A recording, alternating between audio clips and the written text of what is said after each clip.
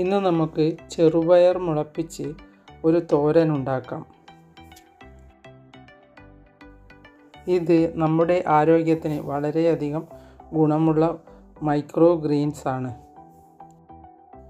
നമുക്ക് ആവശ്യമായ ചെറുപയർ എടുത്ത് വെള്ളത്തിൽ കുതിർത്തി ഒരു ദിവസം കെട്ടിവെച്ചാൽ മുള വരും. അപ്പോൾ നമുക്ക് മണ്ണിലേക്ക് വിതറിക്കൊടുക്കാം. അതിനുശേഷം 2 ദിവസം കഴിഞ്ഞ് ഇത് പറിച്ചെടുക്കുകയോ മുറിച്ചെടുക്കുകയോ ചെയ്യാം. പറിച്ചെടുത്താൽ അത് മണ്ണില്ലാതെ കഴുകിയെടുത്താൽ വേരും കൂടി തോരൻ ഉണ്ടാക്കാം. ഇത് ക്യാൻസറിനെ പോലും പ്രതിരോധിക്കും എന്ന് പറയുന്നുണ്ട്.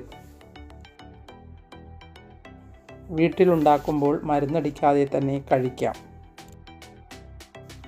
ഇത് നല്ലതുപോലെ കഴുകിയെടുത്ത് ചെറുതായി മുറിച്ചെടുക്കാം. ഇനി ഇത് ചെറുതായി മുറിച്ചെടുത്ത ശേഷം ഇതിലേക്ക് ആവശ്യത്തിനുള്ള ഉപ്പിട്ട് കൊടുക്കാം.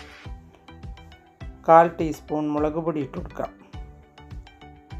2 നുള്ളി മഞ്ഞൾപ്പൊടി ഇട്ട് കൊടുക്കാം. 1 കഷ്ണം സവാള മുറിച്ചത് ഇട്ട് കൊടുക്കാം.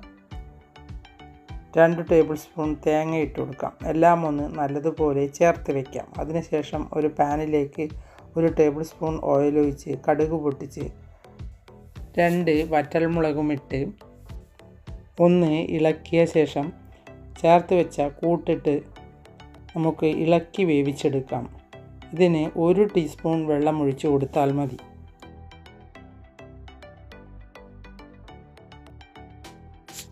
ഇത് സിമ്മിൽ വെച്ച് ഇളക്കി എടുക്കുന്നതാണ് നല്ലത്. പിന്നെ അധിക നേരം വേവിക്കേണ്ടതില്ല.